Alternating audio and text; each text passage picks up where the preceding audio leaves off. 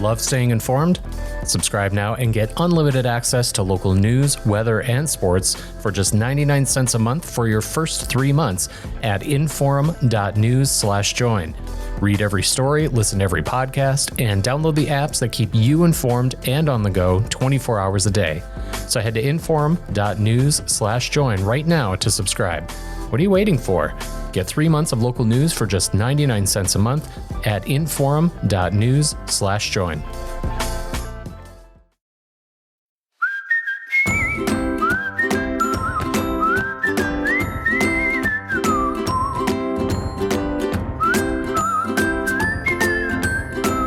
Welcome to Plain Talk, where I will immediately remember to introduce my co-host Chad Oban, so I don't get yelled at this time. Attaboy, Port. There we go. Finally, after 400 plus episodes, executing with perfection. You can get better every day. That's what you're proving right now, Rob. That's right. There's always opportunities to get better. We're going to turn this into a self-help podcast today, and we're just going to tell you a lot of nice sounding banalities that you can maybe put onto a little picture of a sunset and post on Facebook or something. No, we're not actually going to do that. We're going to talk about property tax reform because that's always a lot of fun. Our guest has an idea for property tax reform. He is State Representative Scott Louser, who I should add is announcing this proposal in the context of also a campaign for the school board up here in Minot. I think that's important context. Scott, welcome to the show. How are you? I'm really good. Thanks for having me, guys. So it's interesting that you're putting this proposal forward. I wanted to ask you before we get into the details of it. The other context is that we're having a debate, or at least we're the beginnings of a debate. They're still collecting signatures for the ballot measure, but a ballot measure to abolish property taxes. So your proposal would essentially be moot if that proposal passes, I'm assuming. So what does it say? Do you not think that one's going to pass? Do you support that measure? Tell us a little bit about your stance on that issue before we delve into this other. Okay. I can't predict right now if that's going to get enough signatures to get on the ballot. I think, I don't know if it's been talked about on your cast, but Dr. Becker is leading the charge and is also running for Congress. And at the time of the primary is about the time they have their 1 year deadline to submit the signatures. I don't know where they're at for collecting. I also don't know if they get on the ballot. If it passes, I think there's going to be a substantial vote no coalition building. And I don't know what kind of vote yes coalition or funding they're going to have to actually fund a vote yes campaign. The purpose for me doing this is not to derail that. Certainly, we know every 2 years and we go into session, the biggest issue that we hear locally before we go down to Bismarck is property tax. Really the start of this, and I haven't been asked this, the start of this was back in the last session. I opposed the use of public funds for private schools. And I got up on the floor of the House on that bill and spoke against the bill and said, if this goes over to the Senate, I'll have some ideas in the Senate. It went over to the Senate. It passed the House, went over to the Senate. They cut the bill down from $3,500 per student to $1,500. And ultimately the House agreed, the Senate passed it, the governor vetoed that bill. And the House failed to override the veto. And in advocating for a no vote a second time, I again said, I'm not just saying vote no, I'll have some ideas. I started working on this plan last summer. So this is 7 or 8 months in the works outside of an interim committee. And there's an element to this bill that addresses private schools. So let's get you to summarize. Let's start there. Let's get you to summarize what this proposal, because you have a draft bill that you sent us, but summarize in your own words, what would this proposal do? Okay, so this proposal does 3 things. As you mentioned, property tax reform. In this proposal, it has the state covering up to 60 mills. Well, it actually, the way the bill is drafted, it covers 60 mills of K-12 education. So Those mills come off your property taxes and they're covered by the state. It caps local political subdivision spending at 3% increases per year. So city, county, park board. So they have a spending cap of no more than 3% increase per year. And then the interesting one, and I think the one that's going to be debated the hardest, is the element of the private schools. And this bill would allow for 80% of the per pupil payment that goes back to the schools from the state to go to a private school under the condition that the private schools follow the reporting and admission requirements the publics follow. And it would require the privates to go through training at DPI by March of 26, and then make the election if they want in for the public funds by June of 26, so that we know that when the school year starts, they're in or they're out. And that would amount to a little over $8,500 per pupil. Quite a bit more than what we were proposing last session.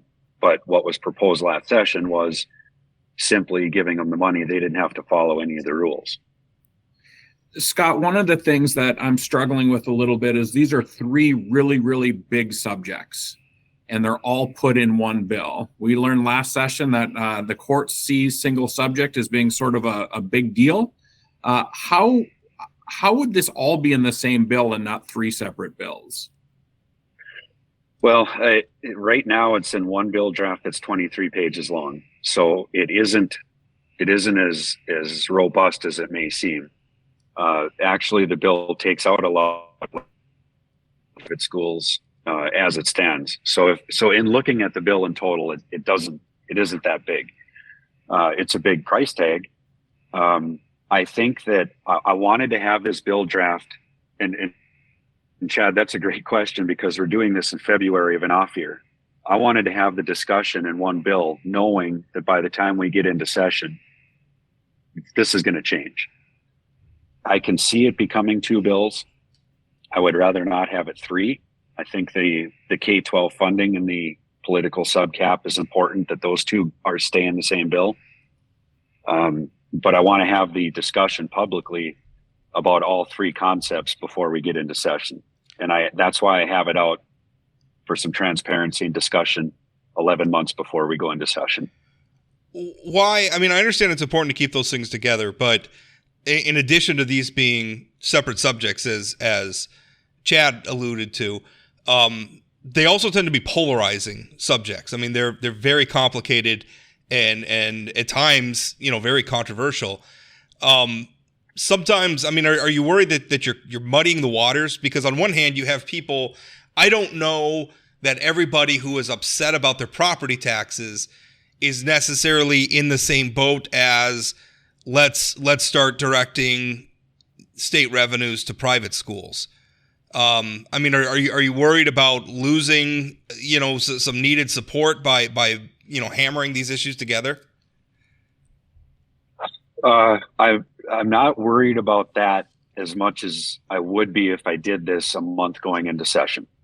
I've had discussions with a lot of the leadership in both the House and the Senate, key legislators that work on tax reform, that work on education. And you're right, there is some concern about the private school portion of this. But again, I want to have the discussion at this point where we can get that feedback, so that going into session, if this needs to be changed into a bill draft for two different issues, or two bills, I'm willing to do that. But I don't want to have the discussion in a committee hearing where something gets dropped on the committee and there's a bunch of uproar during session. And then that's where that happens. What you just mentioned, Rob, I want to have that happen outside of session. Yeah. So that we have a good product going in. I'm okay with it. I mean, I like the idea of putting ideas out well ahead of the legislature's such a small, the session is such a small window, a lot of moving parts. There's a lot of priorities that people are trying to pay attention to. I think floating big ideas like this early is a great idea. I'm 100% for it. One thing, before Chad asks this next question, I'm sorry, I'm going to ask two in a row. In your mind, how exactly does this, me sitting here in the Minot Public School District, this bill passes, how does it make my property taxes go down, or how does it give me tax relief? Yeah, if you look at your property tax statement, you'll see what the portion of your property tax is going to K-12 education. In Minot, we're about 70 mills that are levied. There are 3 different mill levies for K-12, up to 60 mills, and most school districts are doing that. There's an additional and optional 10 mills that many districts are doing, and there's an additional 12 mills that schools could do, and that would go towards things like busing and special needs and that sort of thing. On that 10 and 12, those mill levies would stay local. They could still do that. The total increase on those mills cannot go up more than 12% per year. That's already in place. About 42% of your property taxes on average is K-12 education. Some districts are a little higher. So a rule of thumb would be that you would see likely about a 40% reduction in your property tax. Now what's left on your property tax bill would be capped at 3% increase per year. And you know the nature of a political sub is going to look at that and say, well, if your taxes were cut by 40%, why can't we just go up 10% and backfill? And that's happened. That's happened when we provide property tax relief that never really worked. The state pays and the political subs backfill. So this has a protection against that. I don't know if that answers your question, but your property tax bill should decrease by about 40%. Well, I'm a little concerned about the school funding side of this thing. So are you saying that the 22 mills that are left that K through 12 can levy, that can only go up by 3% every year? Or the 60 plus the 22 can go up by 3 year? Because if you're only talking about being able to increase by 3%, 25% of the total mills, you're not going to keep up with inflation. You're going to have even more of a drain of teachers running out of the schools. What does that look like if you can't increase the 3% on the 60 mills? The 3% increase on the 60 mills would come from the state, and that's what this bill does. Does it guarantee the 3% we did increase? A 4% of it's written in. It's not actually 3%. It's calculated on the per pupil. So it is in the bill at 3%. And again, that's going to be negotiable. The 12% that I was mentioning before is the year over year increase on the remaining mills that are levied locally. That's already in place. Okay, and that 12% would not go down to 3% on the remaining mills? Correct. Okay. On the remaining mills, the 12% stays in place. Yep. So how do you maintain local control with taking this amount of sort of flexibility away from a school board? And you're running for school board, obviously, but so the school district can now, you said that those additional mills go for special ed, they go for transportation, they go for all these different things. My kid goes to Wilmore Elementary School, go Wildcats, and the Bismarck Public Schools needs to increase busing or something like that. It's going to cost a heck of a lot more than 3%. I mean, isn't this still taking away local control from school districts? Well, if they're maxed out at their 60 mills already, and most of them are, all this is doing is shifting the funding from away from the property taxpayer to the state. So the state is still sending the per pupil increase back to the school district, and the school district is spending the money as they see fit. The school boards are determining the curriculum. They're not picking the programs necessarily. In some cases they are. You still have that spending control. You just don't have the ability to levy the mills. And in many cases they're maxed out anyway. So to me, it's not taking away local control. It's taking away the funding from the property taxpayer to the state. I think that's one of the most confounding parts of the property tax thing, because I think if you polled North Dakotans and you ask them, do you support local control, you're going to see an overwhelming majority say yes. If you poll North Dakotans and say, are you happy with your property taxes, you're going to have a majority of people say no. And so the problem, blame the legislature and blame the legislature for it. So the problem here is by allowing local control, which everybody wants, including myself, by allowing local control, property taxes, I think in some ways have gotten out of control. attempts to fix it from the legislature always include paying more out of state coffers for it, but then there's backfill. And so your argument is we're going to increase the amount of money that we're sending to the schools, the public schools, setting aside, I'm putting a pin in the private school part of it. We're going to increase the amount of money coming from the state to the schools in order to essentially replace roughly, I think you estimated 40% of what property taxpayers are paying now. And then in exchange for that, you're capping the ability of locals to increase, of school districts to increase property taxes. Is that a fair way of characterizing all this? It's fair, but the 3% cap is on the other political subs. And again, many school districts are already levying that maximum 60 mils. So they don't have the flexibility currently outside of increasing those optional mills 12% per year. They don't have the ability to go out and levy excess mills currently. There are other political subs that are also in the century code capped. If they're maxed out, they can't go out and get additional mill levy authority.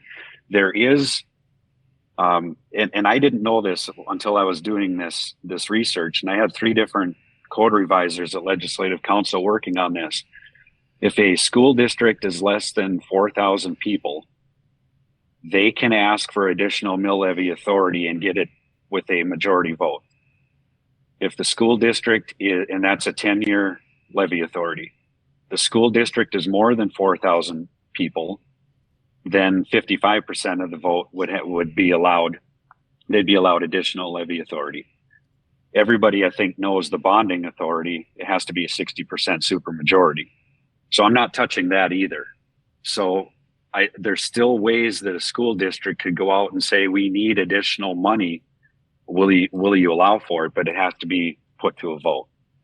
So Scott, how have the other political subs responded to this, the cities and counties? I mean, it sounds like that 3% cap. And, one of the things I will tell you is historically school districts have had much more regulation on their increases than other political subs. And then so people complain about property taxes. Say, well, the majority goes to schools. Well, it's the cities and counties that might be raising them more than schools. How have they responded to this?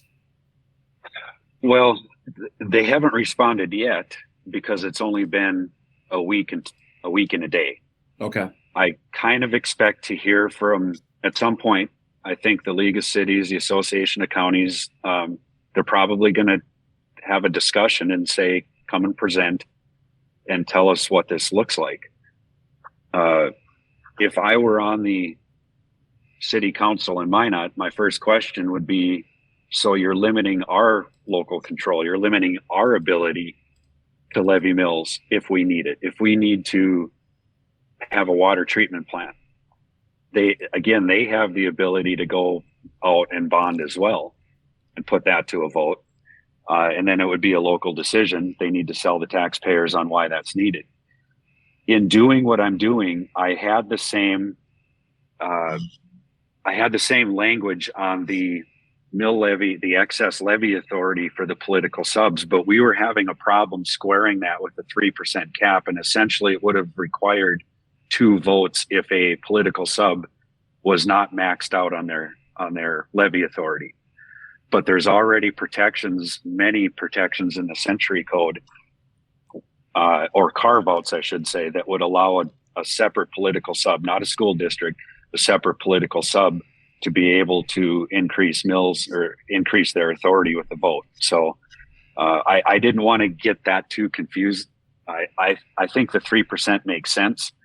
I think there's going to be an argument to say, well, raise it to 5. Give us a 5% authority. We might only go to 3, but give us 5. That's going to happen when we get into the debate.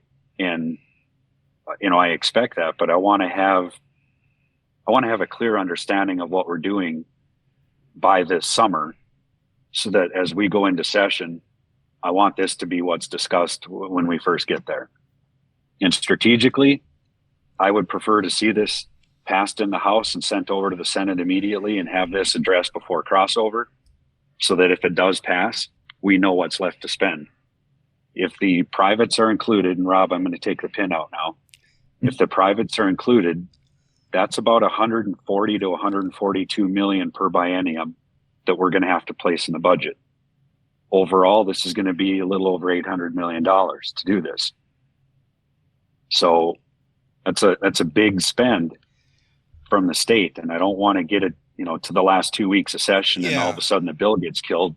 Everybody agrees it's a good idea. Now we can't afford it because we've committed other spending. I want to talk about the funding for private schools for a minute, because usually when we talk about this, it's in the context of enabling people who want to choose private school. It's about choice, right? So if I want to choose a private school, the state is essentially facilitating that some way. And in the past, it's been things like I get a voucher, or I get a tax credit, or I get something that facilitates my ability to choose a private school.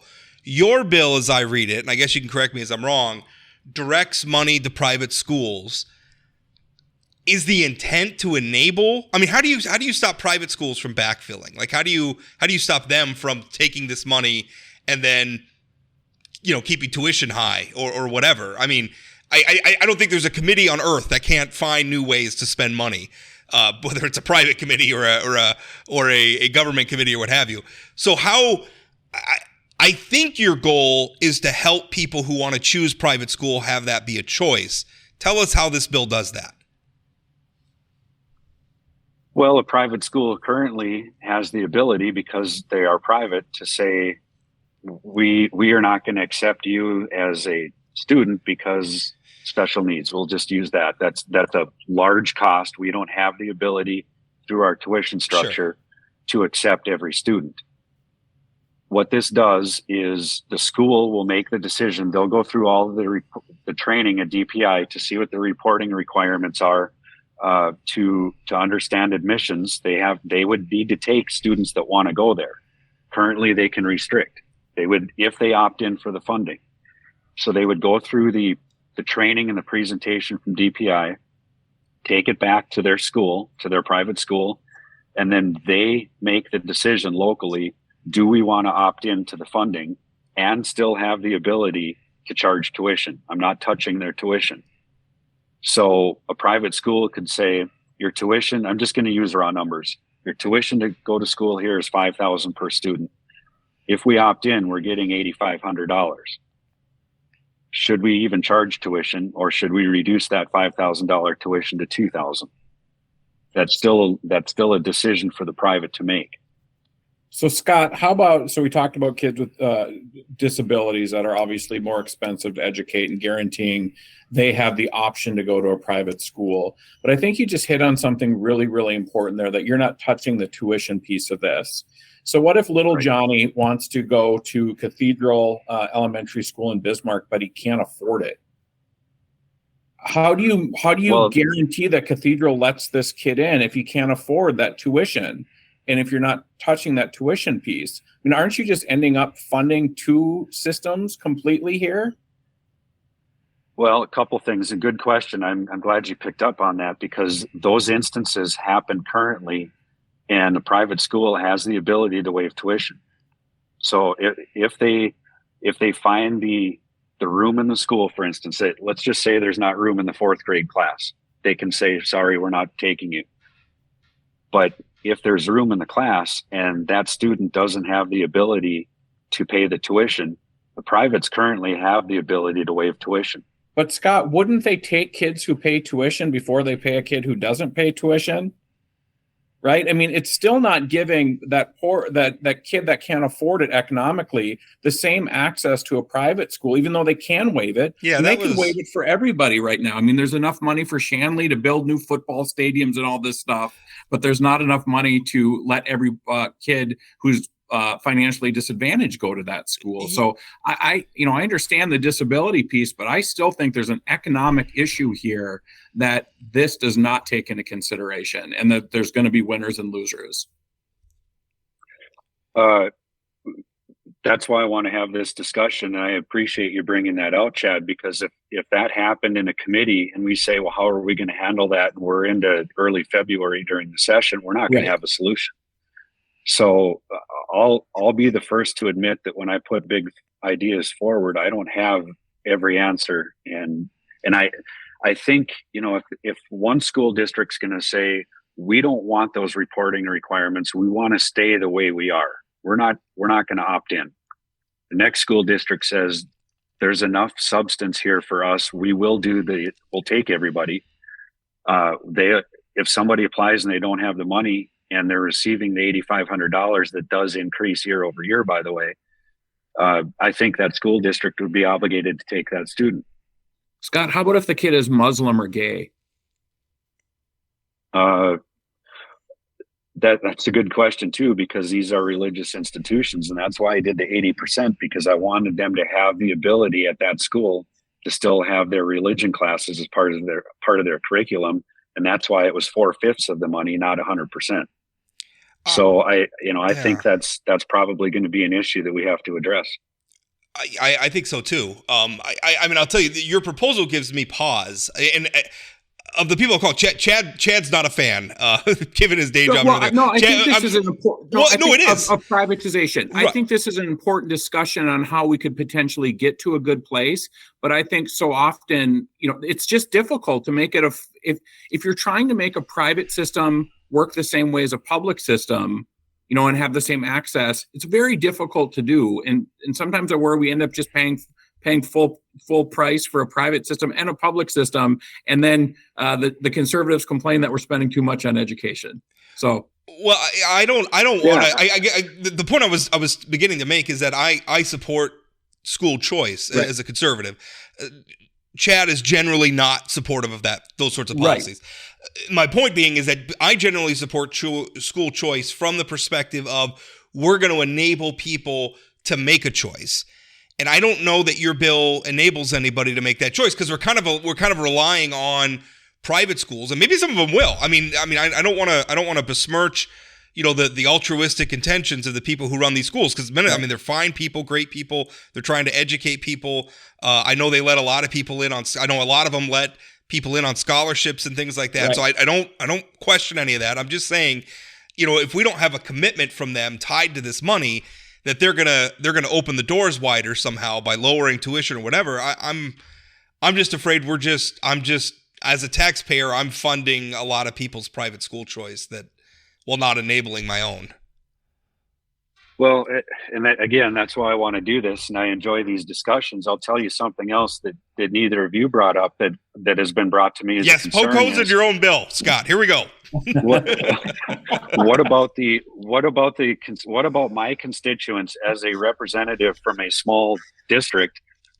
I don't have that option. I don't have a private school option for my kid to drive across town and go to Dickinson Trinity, because I live in an area that doesn't have a private option. So I'm not really being given the option like somebody in Bismarck or Minot is being given with this bill. And I can't solve that. I can't resolve it. What I want to do is I don't want to see a system where we just say, here's public money, do with it what you want. That's why I opposed the bill last session. That's why it's in here for discussion now. Hey, Scott, can I ask one additional question? Have you had any conversations with any private schools about the idea of them sort of accepting all students, accepting all the regulation that goes along? And are they open to looking at this, or is it a non-starter with them, or what are you hearing from the privates? Well, timing wise, I announced this on Tuesday, and then on Thursday I came out to this convention that I'm at, and I get home tomorrow again. Okay. So I have not had meetings with anybody. I did not want to have a meeting prior to bringing this to the public, because I wanted the discussion to occur naturally. So the answer is no, not yet. Gotcha. I expect that's coming. I did have a request from somebody saying, hey, can we meet Thursday? And I said, I get home Thursday. Can we do it Friday? So not yet, but it's coming. Well, Scott, I really appreciate you putting this proposal forward, because I think it's thoughtful. I think it does tackle. you're tackling multiple big policy questions here. But I do like that we're at leleast having the discussion. And frankly, I think this is a much more fruitful debate than the one over getting rid of property taxes entirely. I feel like that's bringing a sledgehammer to a problem that maybe requires a scalpel. But that's probably a topic for another podcast. Rob, I would add maybe a bigger scalpel than we've used in the past. I mean, I think yes. I think there needs to be some significant movement on property taxes. We've got to consider. We've got to consider something else. We've been doing the same thing over and over again, and it's not working. So we need innovation. I feel like this is a worthy part of that effort.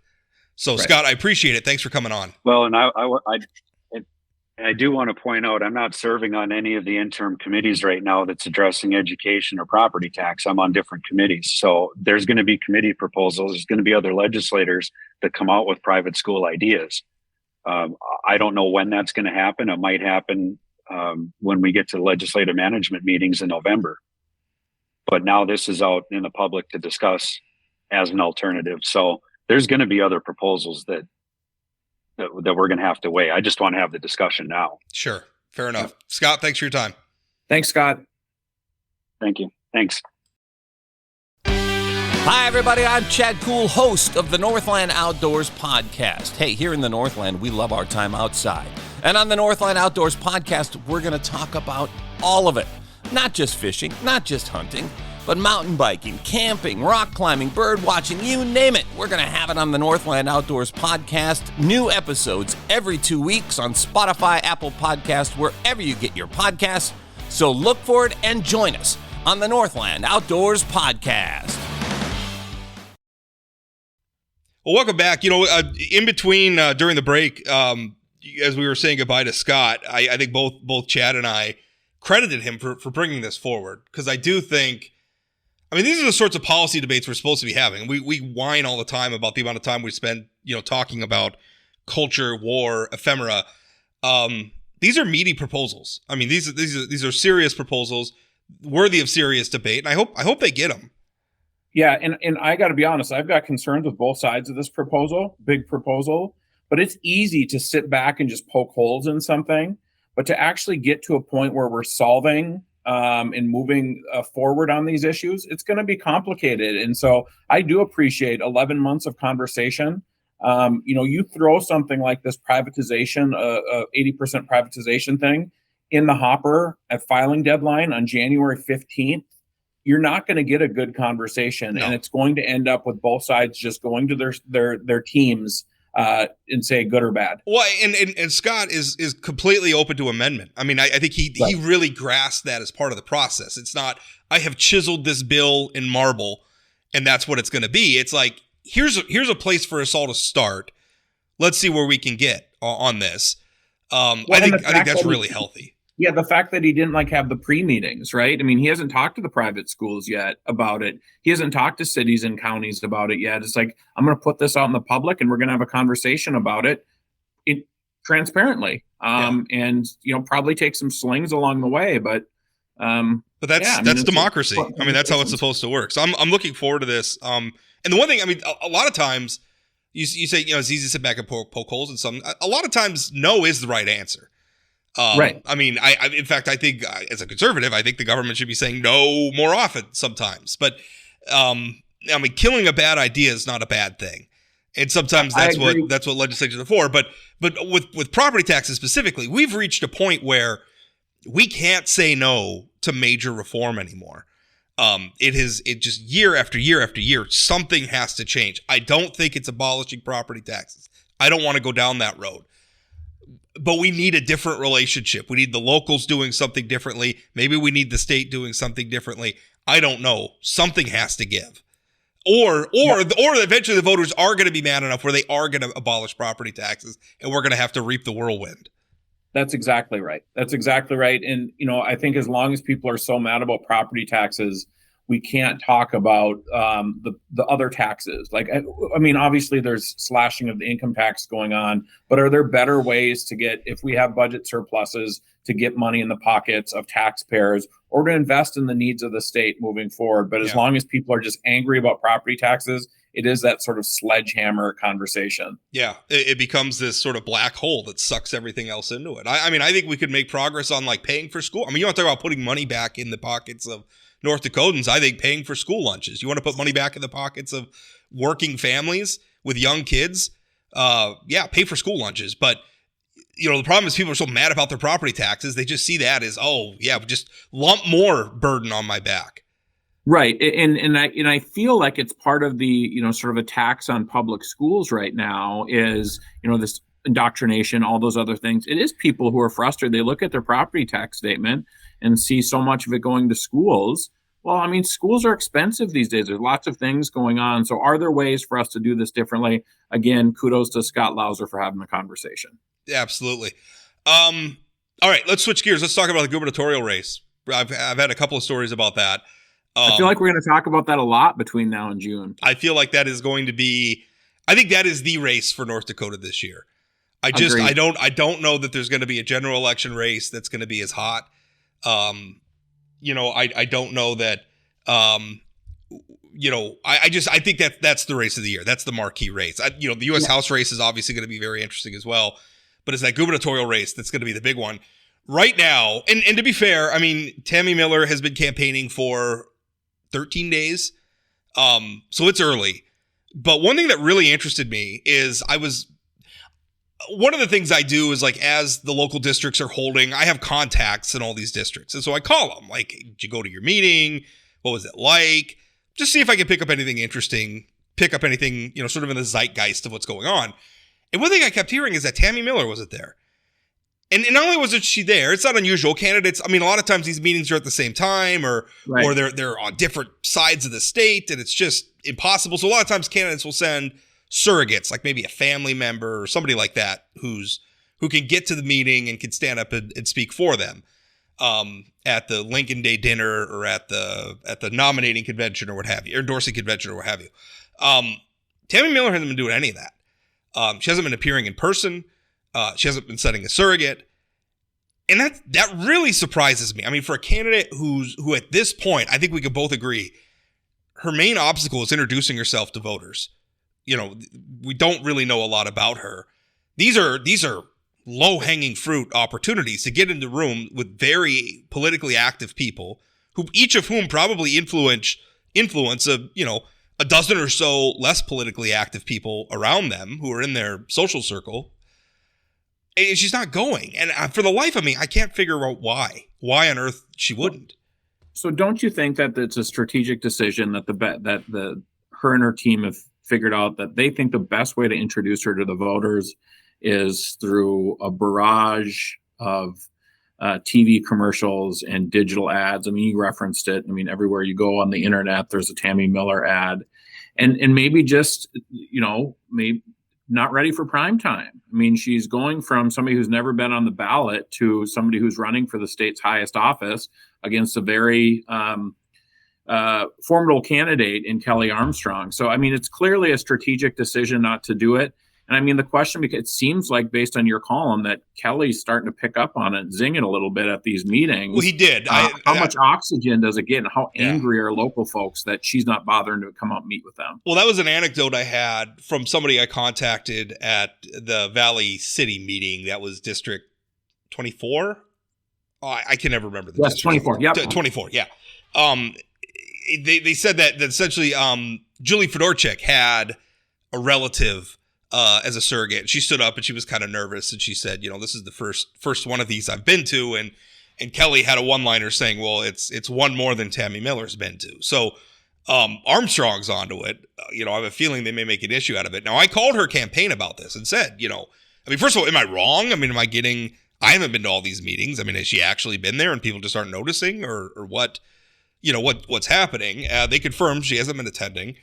And the statement, I thought, was really interesting, because essentially it was kind of the same boilerplate thing we've been hearing.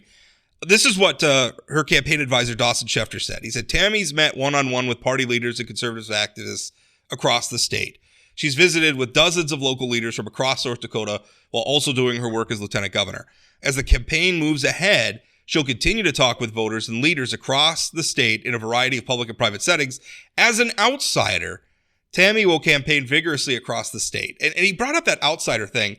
And it just, are the voters insiders too? I mean, is that what you're saying? Like talking to voters is too insider for you? I mean, I don't know that anybody sees the Lincoln Day dinner in District 38 in Minot, or the Minot area Republican, Lincoln Day dinner as being an insider event. Yeah. I also think it's interesting, clearly based on her announcement and her ads, that her goal is to get to the right of Kelly.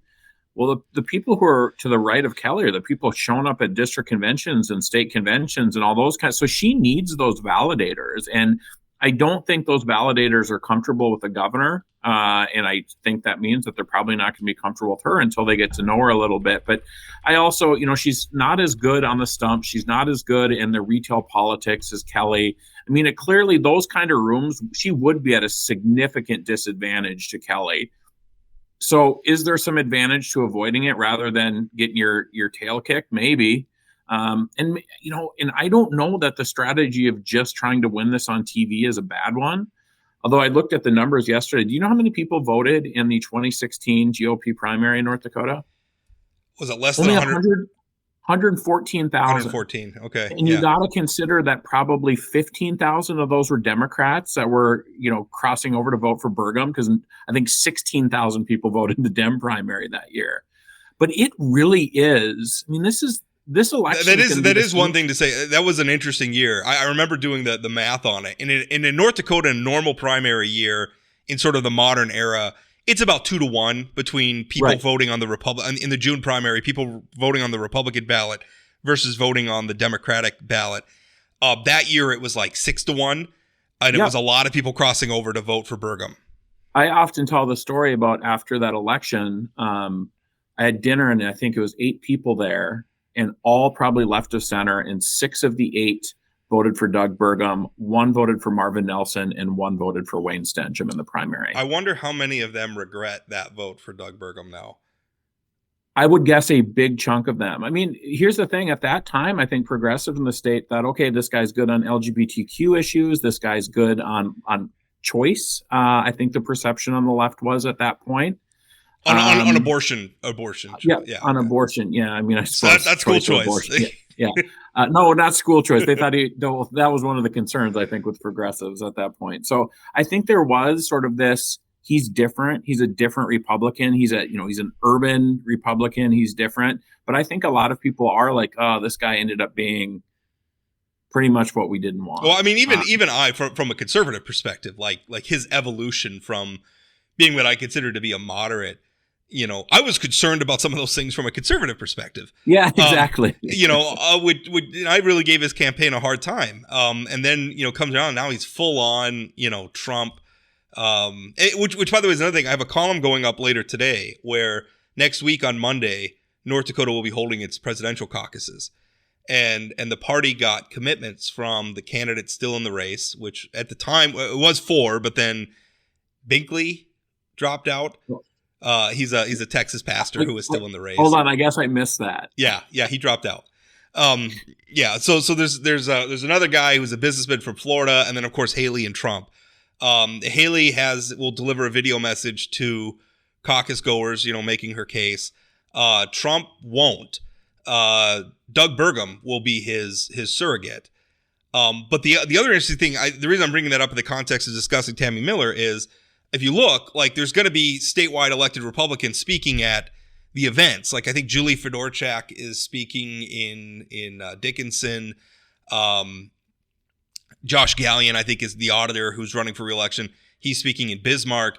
Kelly Armstrong is speaking in Fargo and Wapaton. Tammy Miller not on that list, which is another event. Like, why are you not engaging? Why? Yeah, it is very interesting. Like, why are you afraid of your own voters? And it's not like, Kelly Armstrong has got some sort of 100% approval rating when he walks into these places. There were about Rhino, and there were some boos for him. I got a report that I had. Now, I don't want to make it sound like the room was full of boos or something like that. There was a table in the corner where he got some boos when he spoke at the Minot Area Republican Committee Lincoln Day dinner. Now, to your point about him not having, but those are those Miller voters or are those Coachman voters? See, I think those I bet they're Coachman voters. I don't think those are Miller voters, right? At the very least. Yeah. So I still struggle with what's the group of voters? Is it I don't know.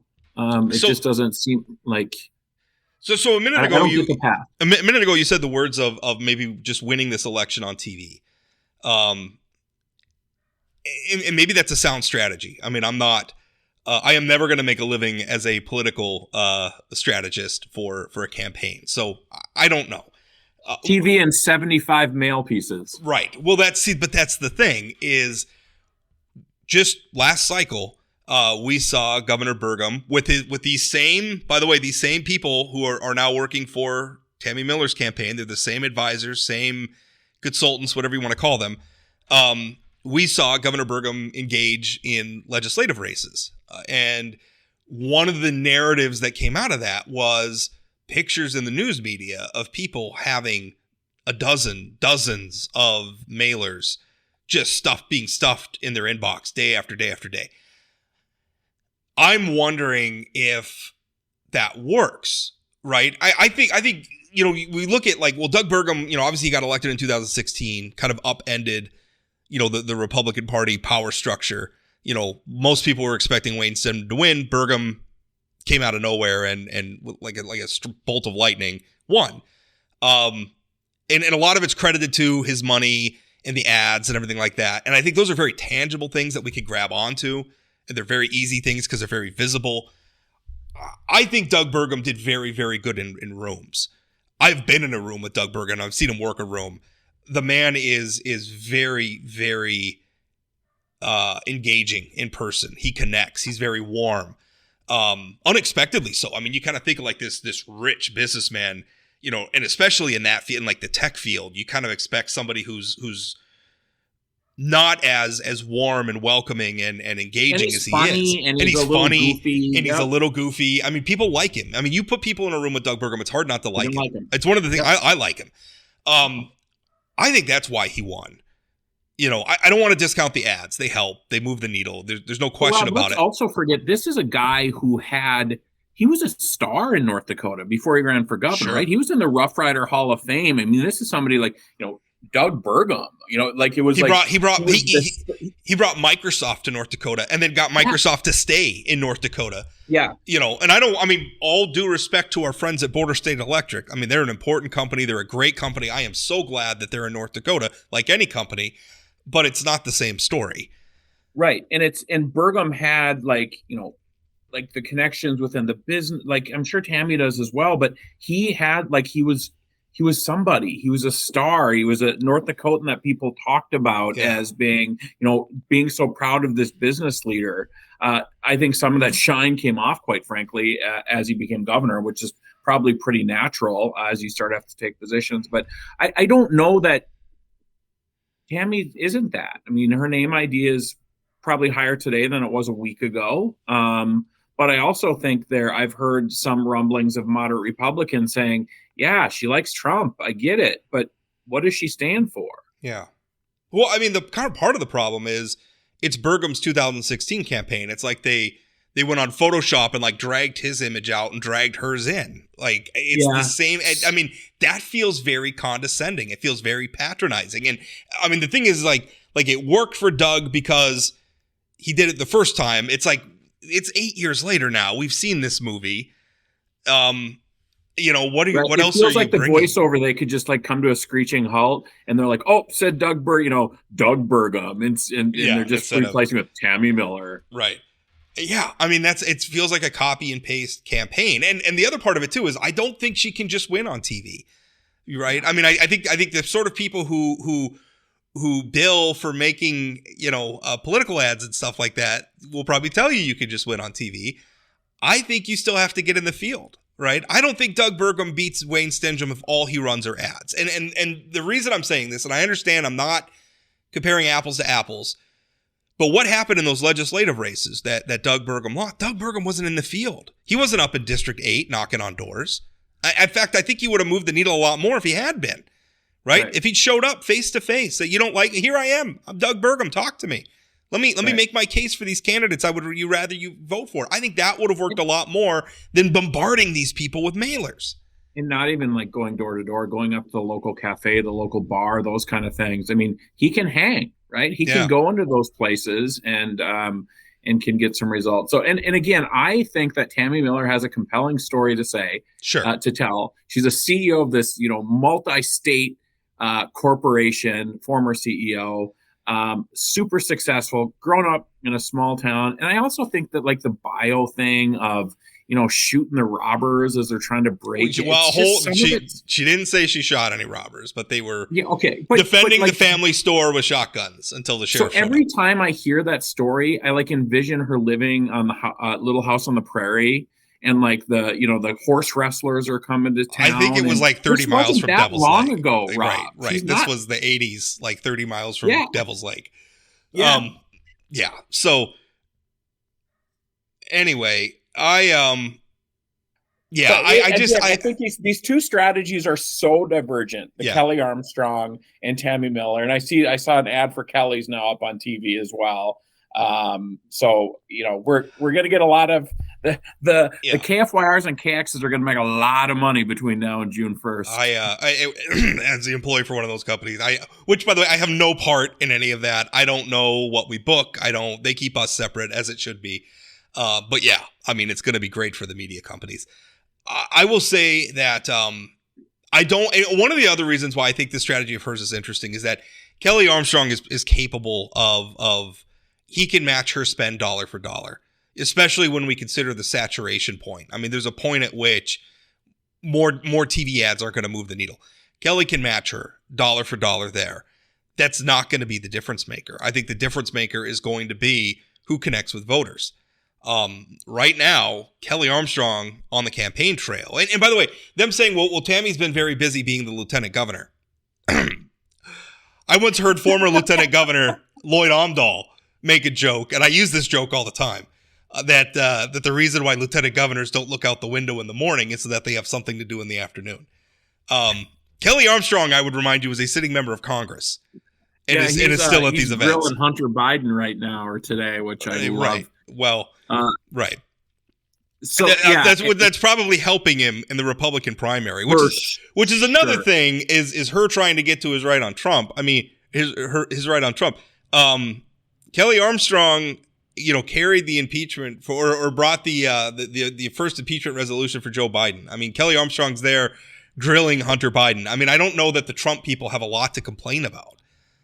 When it comes to Kelly Armstrong, it's hard to imagine they would. You and I are not the best arbiters for what Trump people want. So I will admit that. I will admit that. Maybe I don't have my finger on the pulse of what what's going to appeal to the Trump movement. I don't see it as Tammy Miller. And again, I think you are absolutely right to say she has an interesting story to tell. She's a very interesting candidate. I just don't understand this initial approach. Like, lean into that. So the other thing that I know, so on social media, she referenced that she's calling mayors.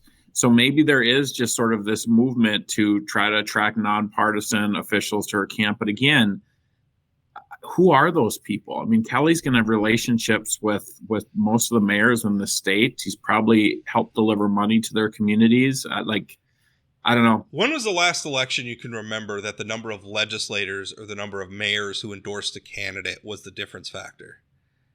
Because when's the last time we had a close election? Yeah. Well, I remember Wayne Stenjum lining up lawmakers and lining up mayors and officials like that too, and it didn't do him squat. Yeah. I don't know how much the voters care about that sort of thing, but I mean, good on her. I just you got to be in front of the voters, and it does make me think that there's something there. Like maybe she's not comfortable, maybe she's not. I mean, I think she's very good behind a podium. She delivers a good speech. I wouldn't say it's exceptional. Like she's not Cicero up there, but she's fine. I wonder if she is nervous about being in a crowd and standing in a room at a Lincoln Day dinner and you got 4 or 5 people standing in a semicircle around you and you're trying to hold court. Maybe she's not comfortable with that. Or she's not comfortable going to the thing and being booed by people who are mad at Burgum for one thing or another. Or, think that she's a rhino too. I mean, can't be a comfortable thing that she hasn't. I mean, Kelly Armstrong has done this stuff, right? He's gone in, he's been booed, he's been cheered, he's been all those different things. This is a new thing for her, and it's got to be a little uncomfortable. It's hard. As somebody who has been booed at the grocery store,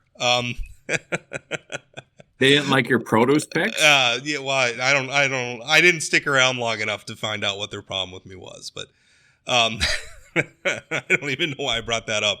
It was uncomfortable. I mean, it wasn't great. And I'm not even a politician. I don't even have to get elected columnist. So, anyway, I don't know. I don't understand the strategy. I don't understand how it's going to play out. Has it seemed interesting to you? Like, the House race has been kind of quiet. Like, I know Julie Fedorchak's out. I mean, she's out at some of these events. Haven't heard a lot about Tom Campbell. Yeah, he's been real quiet. Yeah. Still waiting on that website, you think? No, the website's up. Okay, good. I'm not sure what took so long, looking at the quality of it, but anyway, that was. But you had an interesting column up today about the PERS board. Oh, yeah, we didn't even talk about that. Yeah, of the PERS board resigning. I think there might be some politics involved in that too, no matter what spokespeople say. Yeah. So the issue is Michelle Comer, who was a part of Governor Burgum's administration in multiple ways. She's part of the cabinet. She was the head of the Department of Commerce. She was also labor commissioner. She had something else too. She did. I forget what the other. Oh, head of job service. So she did all those things. She was always seen as a loyal Burgum soldier. And when we had the whole food fight over the PERS board, over pension reform, where the legislature passed pension reforms, and the executive director of the board at the time and the chair of the board didn't like it, legislature had to change the law so that the governor could fire the chair of the board. And when he did fire her, Michelle Comer was who he appointed. And I think the idea was, loyal Burgum person, he puts her in there, and she's going to shepherd the reforms that were just passed. First reform being firing the executive director of PERS. Right. Who had cultivated a horrendously acrimonious relationship with the legislature and deserved to be fired. But we could debate about that. No matter how accurate he was, they didn't like the news. I would maintain that he was not accurate and that it was political and self-serving. But again, a debate for another podcast. She was in, and now suddenly 4 months later, she's out abruptly. So abruptly, like it wasn't mentioned in any previous meetings. There was no like, I was here, I got us over the hump and now I'm going to move on. None of that. Just boom, I'm out. Senator Dick Dever, who is a Bismarck area Republican, is very engaged on these issues. As you might imagine, he's got a lot of public workers in his district. He was surprised by this. I talked to another state rep, Greg Stemmen, who also was very surprised by it. I quoted him in the column. And the only thing I could think of is that Michelle Comer was at Kelly Armstrong's campaign kickoff event in Fargo, and she wasn't just in the crowd, she was on stage. She introduced him at the event. And now Miller is running for governor, and I feel like that had something to do with it. Now, when I talked to Mike Nowatzki at the governor's office, he denied that, said there was absolutely nothing to it. Nobody in the administration asked her to resign.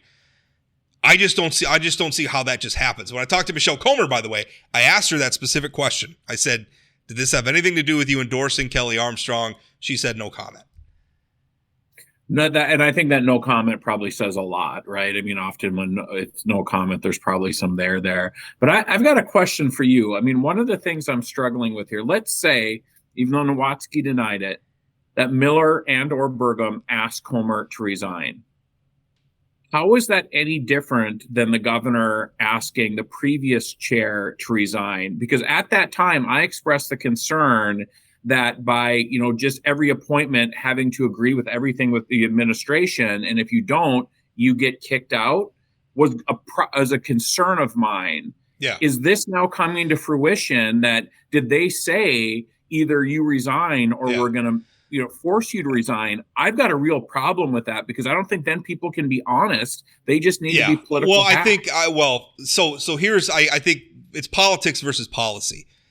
Sure. She was asked, I mean, the previous Mona Tedford Rindy was the previous chair, and then the executive director, Scott Miller, they were asked to resign because they were outspokenly opposed to policy passed by, called for by the governor, passed by the legislature, signed into law by the governor. I think it is a different thing for the governor to want people in his administration, the PERS board is part of his administration. He made the appointments. What was lacking previously was the ability to remove them. I don't think any governor or president is obliged to have people in their administration who are going to be opponents to the policy that they're trying to implement. But so they to me, that was obliged to. Well, yeah. I mean, and the thing is, if they wanted to fire, I support them. If they wanted to fire, if that's indeed what happened, and again they denied it, but I mean, if they let's say hypothetically, if they wanted to fire Michelle Comer because of her, I think, yeah, I mean, yeah, that's how it works. Yeah, and again, I mean, I don't want to relitigate things in the past. I'm concerned that we don't get the best policy when we're not able to have differences of opinion on things. It does. It's not the decision I would have made. I mean, because again, I understand if it's a disagreement over policy. The pension reform is not in the end zone. You know, I think that's one thing we need to remember. This is going to require commitment to implementing this reform over at least the next decade.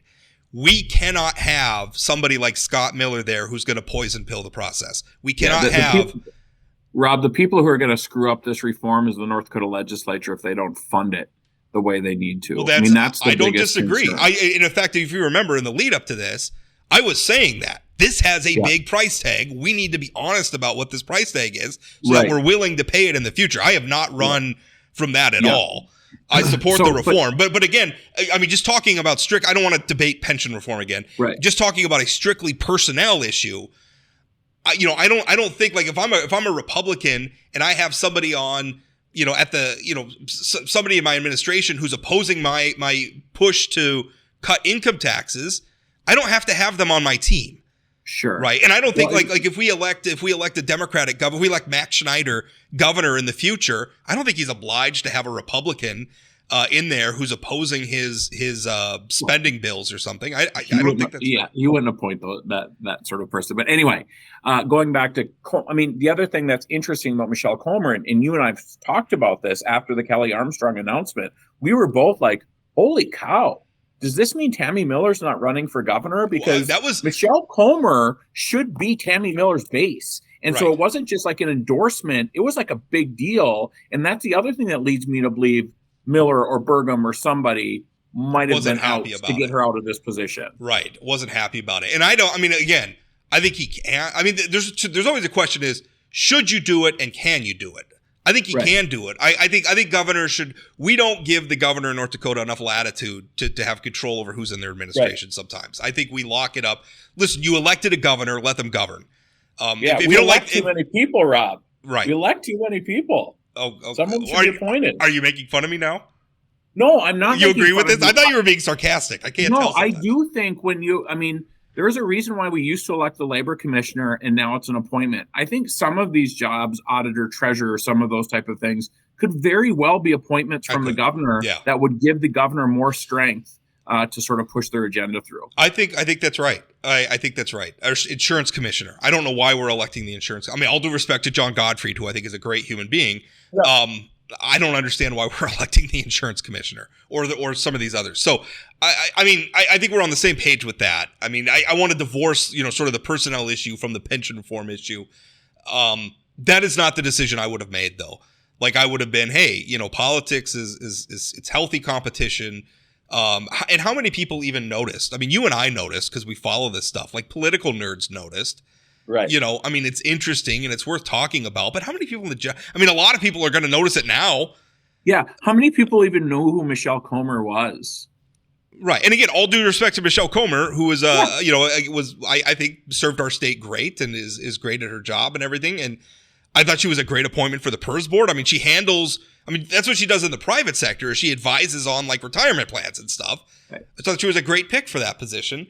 If politics was the issue, I think that's really short-sighted and if it did come from Tammy Miller, I mean, that's kind of, or Doug Burgum, I mean, it's kind of an indication, like, maybe you're not fit out for this. Because I think sometimes the governor's job is, like I don't think you're obliged to have people who are hostile to your legislative agenda but sometimes like team of rivals type thing. Right. Well, and it's not even rivals. It's not like she endorsed Rick Becker or somebody who's been like adversarial to their administration. Kelly's had a good relationship with their administration, so it's not like I don't know. It seems very scorched earth where it didn't need to be. But again, and maybe we'll end on this point is I really think that one of the big problems for Doug Burgum as governor is that he created fights where there didn't need to be fights with the legislature. So, like, he picked battles and fought and died on hills that he didn't have to die on. I don't think he was very adroit politically dealing with the legislature sometimes. I worry that Tammy Miller's going to be worse.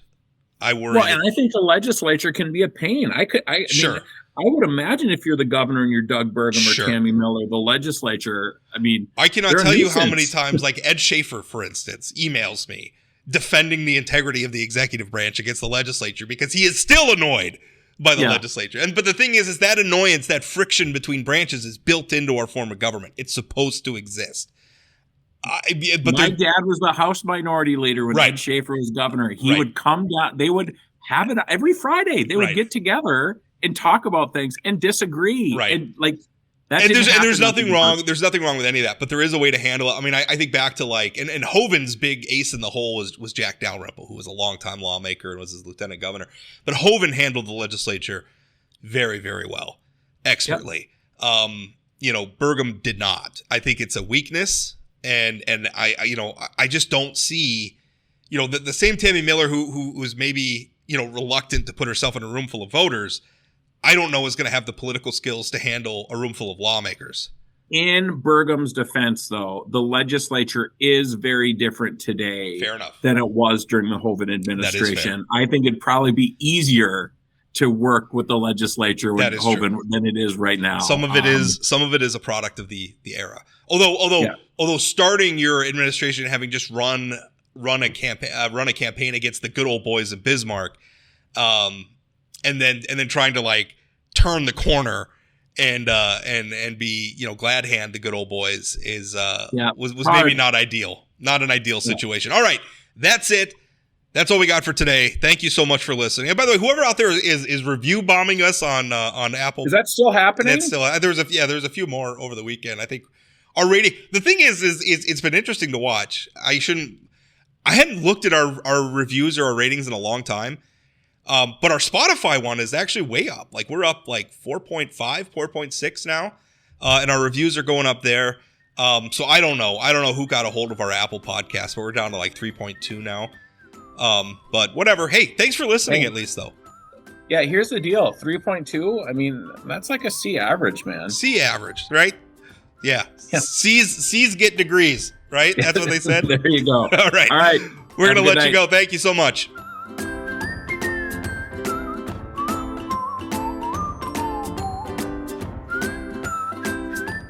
Did you know Forum Communications Company has a robust podcast library? At inforum.com/podcasts, we have everything from politics, sports, true crime, outdoor adventure, and more. Visit inforum.com/podcasts and explore them all today.